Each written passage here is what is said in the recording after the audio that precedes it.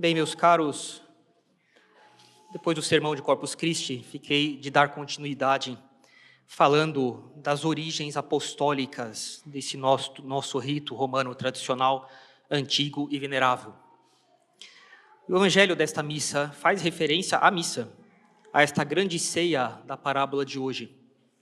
São Jerônimo, comentando essa passagem, diz: a grande ceia desta parábola designa o reino dos céus, a igreja. Os judeus, os que foram chamados primeiro, foram repelidos por causa da incredulidade. Os gentios, os pagãos, foram substituídos em seu lugar. São João Crisóstomo, comentando sobre São Mateus, vai dizer: os primeiros chamados significam o povo judaico, mas os das praças e das ruas designam os gentios.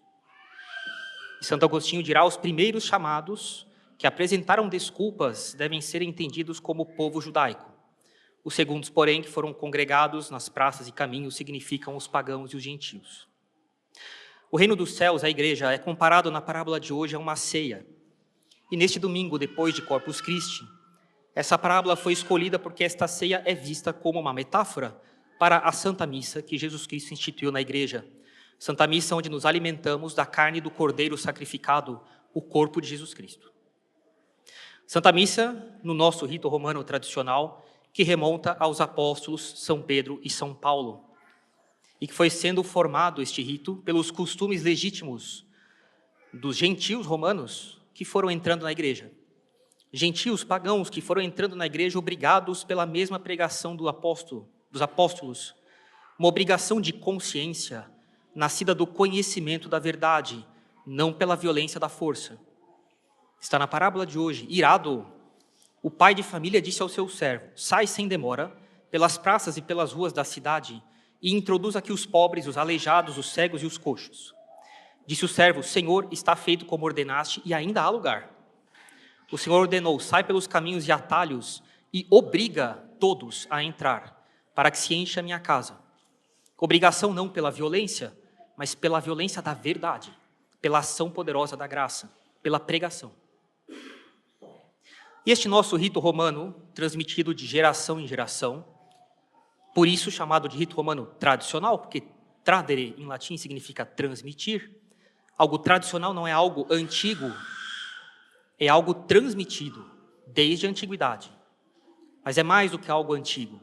É algo que, porque não pode ser deixado de lado, é transmitido. Há coisas antigas que não foram transmitidas, não chegaram até nós, não são tradição. Não é porque é antigo que é tradicional porque foi transmitido. Esse nosso rito tem nele as marcas dos gloriosos apóstolos São Pedro e São Paulo, que pregaram em Roma e converteram os romanos. E esse rito recebeu a cooperação, na sua formação, de costumes legítimos dos romanos. Por exemplo, a patena. A patena é uma introdução no rito romano que não existia no começo da igreja. Na última ceia, vocês veem que Jesus Cristo tomou o cálice, mas ele não pegou patena nenhuma. A patena tem origem no costume imperial dos romanos, de que nada era oferecido ao imperador dos romanos que não estivesse sobre um prato de ouro. Era muito desrespeitoso oferecer algo ao imperador de mão a mão, dizendo: toma. Se oferecia algo sobre um prato. Ora, se isso era feito para o imperador, o que fazer para Deus? Pelo menos isso. E assim a patena foi introduzida na missa. E porque o cálice sempre esteve na missa, desde a primeira missa, na última ceia, o cálice nunca sai do altar. A patena sai. Vocês veem que no rito do bispo, aliás, a forma plena e primeira do rito romano tradicional é a missa pontifical do bispo. Ele é o sumo sacerdote. E as outras formas, missa solene, missa cantada, missa rezada, são formas simplificadas para, na ausência de toda a equipe litúrgica que um bispo traz consigo, coisa que não é possível ter em todas as paróquias todos os domingos, todos os dias então nem se fale, mas manter o que é possível. Na missa pontifical, uma vez oferecido o pão sobre a patena, esse prato de ouro, que tem sua origem no prato de ouro que era usado para oferecer algo para o imperador no Império Romano, a patena vai embora. Ela não fica mais no altar, o cálice fica. Mas como a patena não é do começo da missa instituída por Jesus Cristo, depois de usada ela vai embora. O subdiácono a pega e leva ela lá para baixo. O véu também, o véu de ombros, o véu humeral, que cobre toda a credência e com o qual o subdiácono levará o cálice, a patena, com a hóstia para o altar. É porque no Império Romano, não só algo era oferecido para o imperador sobre um prato de ouro, mas coberto com o véu. Ninguém tem que saber o que é oferecido para o imperador, que falta de respeito é essa. Você descobria o véu diante do imperador. Os outros não tinham que ver o que tinha ali embaixo. Ora, se o imperador é assim, quanto mais para Deus. E assim se introduziu o costume legítimo de, na liturgia, cobrir as oferendas com um véu e descobrir na hora do ofertório. O faldistório, essa cadeira dobrável, né? Depois ela foi adquirindo o formato de as pernas elas se cruzam, né? Mesmo que não necessariamente dobráveis, mas ainda tem alguma reminiscência disso. Era a cadeira sobre a qual o general dava instruções aos soldados romanos para a guerra no acampamento militar. Todos colocavam-se nas suas posições, um auxiliar abria o faldistório, o general sentava-se e dava as instruções militares para os soldados para a guerra. E é de lá que o bispo faz o sermão, do faldistório, para instruir a sua tropa, que são os fiéis, porque a vida cristã é uma milícia. O báculo dos bispos, esta vara, que tem uma curva na ponta, tem provável influência de um instrumento sacerdotal romano pagão, que depois foi introduzido de maneira católica, para o sacerdote católico romano, o litus, que era uma vara curva na parte superior, usada como instrumento de culto na religião antiga de Roma, para marcar um espaço ritual no céu. O sacerdote pegava essa vara curva na ponta e fazia uma marca no céu. Essa marca se chamava templum, templo. Se pássaros passassem por ali, eram os auspícios. Os auspícios eram adivinhações pelos pássaros. Se os pássaros passassem pelo templo, indicavam o favor ou desfavor dos deuses para alguma iniciativa, por exemplo, começar uma guerra.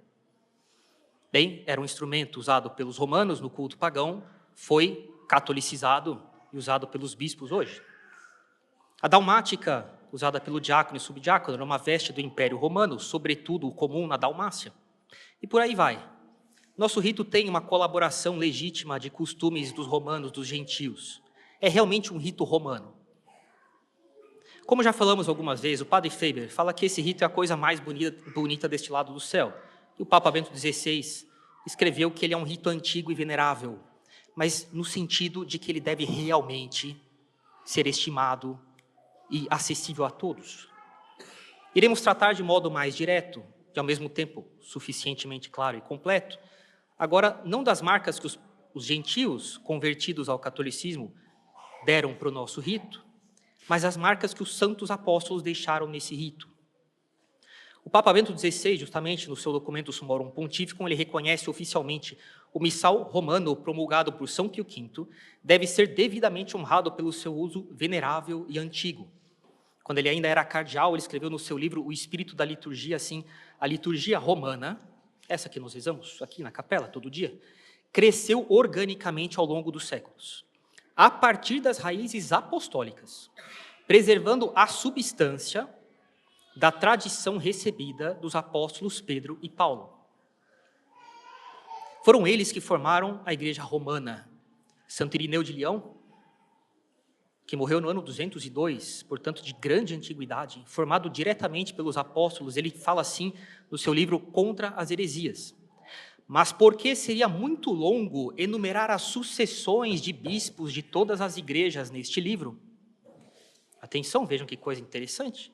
Indicaremos, sobretudo, a da maior e mais antiga e conhecida de todos, a igreja fundada e constituída em Roma, pelos dois gloriosíssimos apóstolos Pedro e Paulo. Por que ele não escolheu de outra cidade? Porque Roma tinha primazia na sucessão apostólica. Os bem-aventurados apóstolos Pedro e Paulo, tendo fundado e edificado a igreja de Roma, entregaram o episcopado a Lino. Paulo faz menção deste Lino na carta a Timóteo. A Lino sucedeu a Anacleto. Depois dele, em terceiro lugar, a partir dos apóstolos, Clemente recebeu o episcopado. E ele continua, Clemente, que também havia visto os apóstolos e conversado com eles, e ainda tinha diante dos olhos a pregação apostólica ressoando e a tradição. Fim da citação de Santo Irineu. São Paulo menciona São Clemente na carta aos Filipenses, no capítulo 4, versículo 3. Ali São Paulo se refere a São Clemente como um colaborador na obra do Evangelho, cujo nome está escrito no livro da vida. E Santo Irineu dirá, Clemente, que havia visto os apóstolos, tinha ainda diante dos olhos a tradição, a pregação dos apóstolos. São Clemente que morrerá no ano 99, exilado na Crimeia, hoje na Ucrânia, e que foi o terceiro sucessor de São Pedro. E o que nos interessa aqui, indo diretamente agora ao nosso ponto, é que no nosso rito há um bom número de paralelos, de ideias, e isso é muito importante.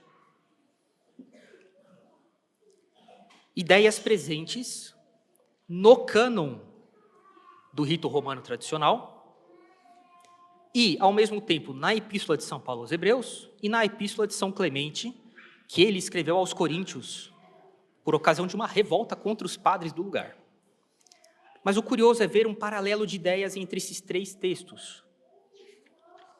O sacerdócio de Jesus Cristo, como da ordem de Melquisedeque. Vejam depois no missal de vocês, no cânon sobre isso. Jesus como superior aos anjos. Quando o sacerdote ali está profundamente inclinado na missa também, e ele fala, Senhor, fazei que o vosso santo anjo é Jesus Cristo. Porque anjo quer dizer enviado. O vosso santo anjo, Jesus Cristo, apresente essas oferendas diante de vós, no céu. Né? Que Jesus Cristo é o mediador da nova aliança, oferecendo um sacrifício único e definitivo. O uso de figuras no Antigo Testamento, Melquisedeque, Abraão, Isaac, Abel, vejam no cânon de vocês depois, no missal de vocês.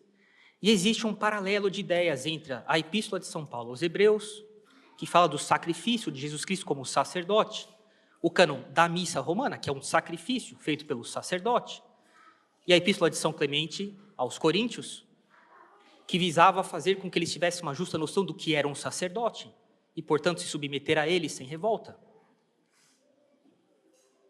É muito curioso haver um paralelo de ideias assim no nosso cânon romano, junto com as ideias de São Paulo e de São Clemente, secretário praticamente de São Paulo, que depois foi papa em Roma, antes de terminar o século I. O cânon romano depois ele foi reescrito, nós não sabemos exatamente como, por quem, para ter uma estrutura literária, uma redação, que era aquela usada de maneira oficial nos discursos dos atos do governo do Império Romano. Se chamava prosa de arte. Era uma prosa, um texto corrido, não era poesia, mas tinha métrica e ritmo. Por isso que vocês podem ver, as orações, então, a coleta, a secreta e a pós-comunhão. A secreta é em silêncio, como o próprio nome diz, mas quando nós cantamos a coleta e a pós-comunhão, vocês veem que existem certas variações de tom no final ali. É porque existe métrica nessas orações. Essa métrica está presente também no cânon romano. Alguém, São Gregório Magno fala, um escolástico, um estudioso, a pedido do Papa, antes de São Gregório, reescreveu o cânon romano, mantendo as ideias dos apóstolos, transmitidas ali em Roma, desde o começo do culto em Roma, para reescrevê-lo numa prosa com métrica. Se vocês lessem o cânon romano, vocês veriam que existe um certo passo. Porque, bem, existem sílabas mais longas e curtas, isso que faz a poesia nascer, né? E esse modo de discursar era um modo de discursar diante do imperador, pelos oradores romanos. Ora, se era assim para o imperador, quanto mais para Deus. O cânon é verdadeiramente a fusão das ideias transmitidas por São Pedro e São Paulo aos romanos, com relação ao sacerdócio, a Jesus Cristo, mediador do Novo Testamento, do sacrifício, simbolizado no Antigo Testamento por Melquisedeque, por Abel, mas agora com um modo de discursar próprio dos romanos, que era o melhor que eles tinham. A forma romana mais nobre usada no Império Romano Antigo, mas com o conteúdo ensinado pelos apóstolos São Pedro e São Paulo aos seus sucessores. Esse aqui é um primeiro ponto que mostra a origem apostólica do nosso rito. O que fala mesmo da origem apostólica do nosso rito é a tradição ininterrupta, repetida ao longo dos séculos, de que nosso rito vem de São Pedro e São Paulo. Mas o que eu estou mostrando é que existem bons indícios que, longe de se opor a isso, corroboram isso. Tem mais um que eu darei aqui. O cálice da última ceia. Eu falei no último sermão, fiz uma alusão, mas agora veremos com um pouco mais de calma. Nosso rito, na hora da consagração do vinho, fala assim: terminada a ceia, ele tomou este preclaro cálice nas suas santas e veneráveis mãos. Este cálice. A individualização é impressionante. Ele tomou este cálice. Não fala ele tomou o cálice. Os outros ritos falam isso, mas podem procurar. Nenhum rito fala Jesus tomou este cálice. Eles falam tomou o cálice. Só o nosso rito diz ele tomou este cálice nas suas santas e veneráveis mãos. Ora, eu gostaria de ler aqui alguns testemunhos dos padres da igreja. Uma tradição conservada sem interrupção, que afirma que São Pedro levou o cálice da última ceia quando deixou Jerusalém, passando primeiro por Antioquia antes de chegar a Roma. Pedro, vindo de Antioquia a Roma, diz o Liber Pontificalis, trouxe consigo os vasos sagrados que haviam sido abençoados na ceia do Senhor. Fonte importantíssima para a liturgia de Roma, o Liber Pontificalis. As atas do martírio de São Lourenço. São Lourenço foi morto em 258, depois de Cristo. O diácono Lourenço dispersou os tesouros da igreja para que não caíssem nas mãos dos perseguidores, entre os quais, entre esses tesouros, estava o cálice do Senhor, o cálice dominical, o cálice do Senhor. Foi a perseguição de Valeriano, foi brutal, né? Matou o Papa Sisto II, São Sisto II, ele falou assim para São Lourenço, é tudo registrado: filho, não pense que te abandonei, em 3 dias estarás comigo. 3 dias depois ele foi morto, São Lourenço. Deu tempo aí dele dispersar os tesouros da igreja para que não fossem profanados e destruídos pelos pagãos. Prudêncio fala assim na sua obra sobre Estéfano: os vasos que Cristo tocou, Lourenço enviou às Espanhas, para que a perseguição romana não os destruísse. Ora, coisa curiosa, São Lourenço era espanhol, provavelmente nasceu em Huesca. Ele provavelmente, nesses 3 dias em que teve algum tempo de proteger os tesouros da igreja, chamou seus amigos. Roma era uma cidade muito cosmopolita, hein? Chamou seus amigos e falou: sumam com isso daqui, levem para a Espanha, onde a perseguição não está acontecendo. Não acontecia tudo do mesmo jeito no império inteiro, dependia de cada prefeito, de cada governador, de cada região, né? Em Roma podia estar pegando fogo e na Espanha tudo tranquilo. E atualmente o cálice de Jesus Cristo, da última ceia, está na Espanha, em Valência. Fizeram alguns estudos sobre ele. É um cálice de ágata, de cor marrom avermelhada, escura, de origem oriental. Alguns estudos mostraram que ele data do século I, de que a técnica de lapidação consiste em uma lapidação manual, conforme o artesanato da Palestina do século I. Que essa ágata, por estudos de geologia, procede da região do Mar Vermelho, provavelmente levada pelos nabateus, região ali da Arábia, do Egito da Arábia, por via de comércio até a Palestina. E que o estilo é o estilo dos gregos tardios, que era comum na Palestina romana. Um estudo de 1999 confirmou que a copa desse cálice possui características técnicas compatíveis com objetos de luxo palestinos do período apostólico. Se você assistiu Indiana Jones e acha que o cálice de Jesus era de madeira, você está enganado, né?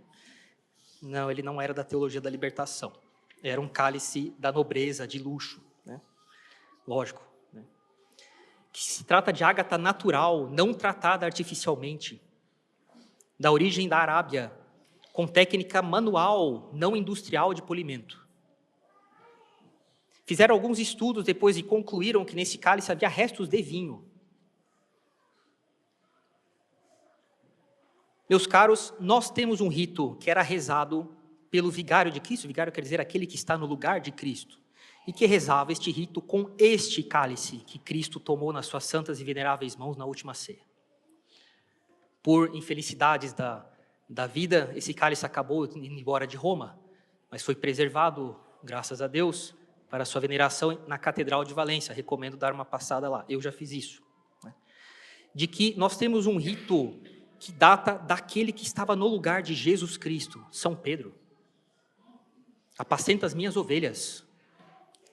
É um rito que dá um testemunho perene e ininterrupto.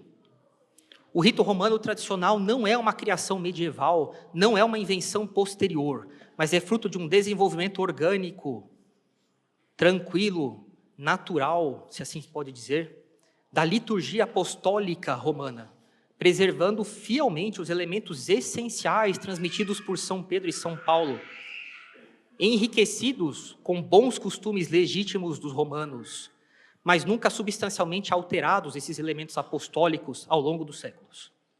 Essa continuidade apostólica ininterrupta faz do rito romano tradicional um tesouro inestimável da Igreja Católica, o seu patrimônio sagrado, um testemunho seguro e privilegiado da fé católica ensinada pelos apóstolos São Pedro e São Paulo. Diz o Concílio de Trento, na sua seção 22, o cânon consta das mesmas palavras do Senhor, são as palavras da consagração, e das tradições dos apóstolos, assim como também dos piedosos estatutos dos santos pontífices. Enfim, encerro por aqui, é só um sermão, não é uma conferência, mas esperamos ter, com estas coisas, dado ainda mais fundamentos para que a estima que vocês têm, que nós temos pelo rito romano tradicional, seja uma estima por convicção, de união ao que sempre foi transmitido de geração em geração até nós, pela tradição que vem dos apóstolos e que eles receberam de Jesus Cristo em pessoa. No outro sermão, falaremos da influência desse rito na nossa civilização cristã ao longo de 2000 anos. Eu sei que eu disse que eu falaria aqui, mas não temos tempo. No outro sermão, falaremos o como esse rito moldou a cristandade.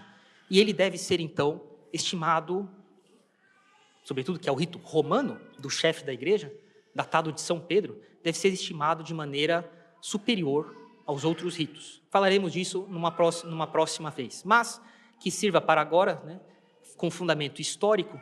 Às vezes penso que no Brasil a piedade das pessoas é meio anêmica, sem esses fatos históricos que fazem com que elas realmente tenham noção de o que é a religião delas, né? Dos apóstolos, dos primeiros padres da igreja, e que é exatamente, nós somos os que receberam exatamente isso, né? Não é só piedade, mas é uma piedade fundamentada em sólido fundamento histórico e real, né? Jesus Cristo é real, os apóstolos são reais, e nós temos diante de nós o que veio deles para nós há 2000 anos, né? Espero que isso aqui sirva para que seja uma convicção, uma piedade cheia de princípios, e que isso colabore para uma devoção, uma espiritualidade realmente sólida, que seja inabalável diante de qualquer crítica, ou de qualquer perseguição, ou de qualquer dificuldade ou tentação. E depois, numa próximo sermão, falaremos sobre como esse rito moldou a cristandade ao longo de 2000 anos. Né? Em nome do Pai, do Filho e do Espírito Santo. Amém.